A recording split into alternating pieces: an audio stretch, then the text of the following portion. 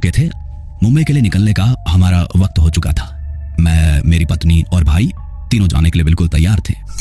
लेकिन एक अलसाई भी हवा कमरे में ऐसे सिरक रही थी मानो कोई बेचैन आत्मा तलाश में हो। मैंने भी दरवाजा खोला बाहर जाने के लिए। तभी एक काली बिल्ली उजली की तरह मेरे सामने से कटी।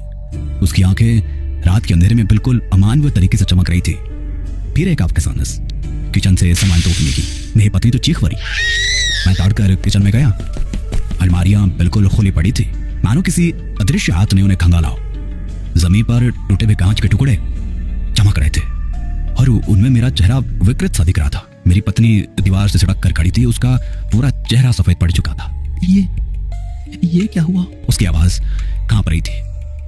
पता नहीं मेरे गले से भी कोई जवाब नहीं निकल पाया। उस काली बिल्ली का रास्ता काटना और ये टूटा हुआ कांच, ये कोई अच्छा संकेत नहीं था। ये मुंबई जाने से हमें रोकने के लिए एक भयावह चेतावनी थी। तभी मेरा भाई बाथरूम से निकलकर बाहर आया और उसने मजाक उड़ाते हुए कहा, अरे क्या यार, तुम लोग भी कौन सी सदी में जी रहे हो? ये आप शगुन वगैरह कुछ नहीं होता। वो बेचारी बिल्ली का रंग काला हुआ तो इसमें क्या हुआ? वो भूत थोड़ी ना है। और कांच का बर्तन वो तो टूटेगा ही ना अगर नीचे गिरेगा। फिर भाई के तर्क से थोड़ा तनाव कम हुआ मेरा। लेकिन पता नहीं मन के एक कोने में वो खौफ का कांटा चुभता ही रहा। फिर सामान गाड़ी की डिक्की में भर दिया और हमारी मुंबई यात्रा अनिश्चितता के साथ शुरू हो गई। रात का अंधेरा बहुत घना हो रहा था। मेरी पत्नी पीछे सीट पर बैठी ढुलकियां ले रही थी। धीमी आवाज में गाने भी बज रहे थे। गाड़ी भी हाईवे पर तेजी से दौड़ रही थी। तभी एक चौराहे पर हमें एक बोर्ड दिखाई दिया जिस पर लिखा था कि मुंबई 90 किलोमीटर। अब वैसे तो हम जहां पर थे वहां से मुंबई 400 किलोमीटर दूर था। 90 किलोमीटर ये कैसे हो सकता है? मैंने कहा। फिर भाई ने भी उस बोर्ड की तरफ इशारा करते हुए कहा, अरे वो देखो यार, यहाँ तो समृद्धि हाईवे है, अभी नया नया बना है। तो वहां टोल नाका दिख रहा है, वहीं पूछते। हम भी अपनी गाड़ी लेकर टोल नाका पर पहुंचे पर टोल गेट बंद था और वहां पर गार्ड सोया हुआ था। हमारी गाड़ी देखकर वो हमारे पास आया। अब उससे पूछताछ की तो उसने कहा, हाँ साहब, ये मुंबई का नया हाईवे, जाइए जल्दी पहुंच जाएंगे। कुछ चाय पानी देंगे तो मैं गेट खोल देता हूँ। उसे फिर कुछ पैसे उधार देकर हम समृद्धि हाईवे पर निकल गए। सच बताऊं तो मन ही मन हम बहुत खुश थे क्योंकि वो 400 किलोमीटर का सफर सिर्फ 90 किलोमीटर में गुजरने वाला था। सड़क पूरी तरह से खाली थी।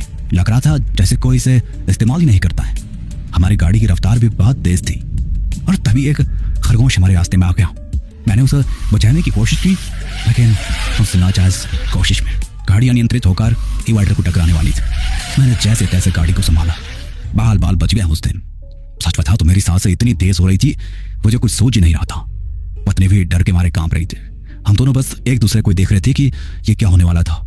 तभी मेरे भाई ने भी कहा, यार मुझे तो कुछ दिखाई नहीं दिया, लेकिन एक बात है जो मैं कब से सोच रहा हूँ कि इतने वक्त से एक भी गाड़ी आती जाती नहीं दिख रही है। क्या बात है? और मैं सच बताऊं तो ये सुनकर मेरी रूह दोबारा कांप गई क्योंकि भाई की बात सच थी। इतने समय से एक भी गाड़ी हमें दिखी नहीं थी।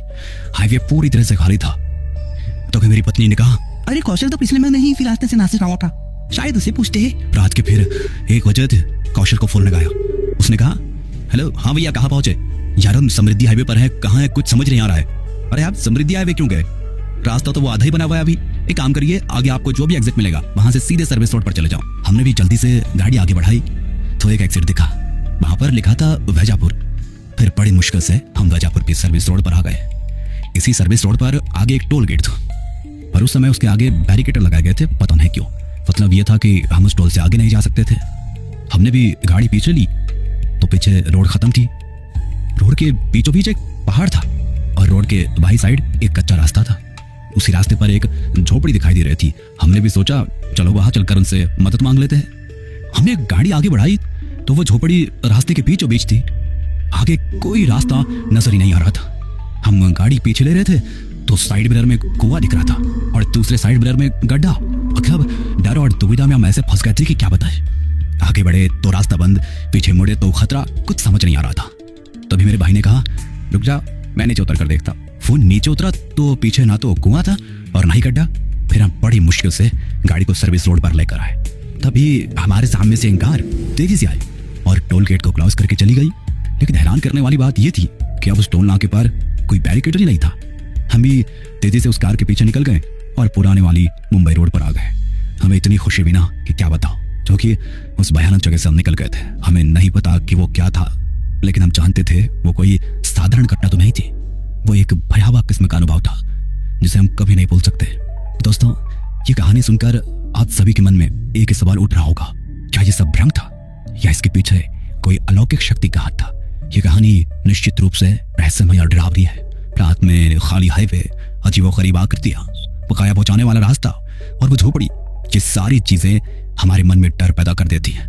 लेकिन क्या ये सब सच था या सिर्फ थकान और डर के कारण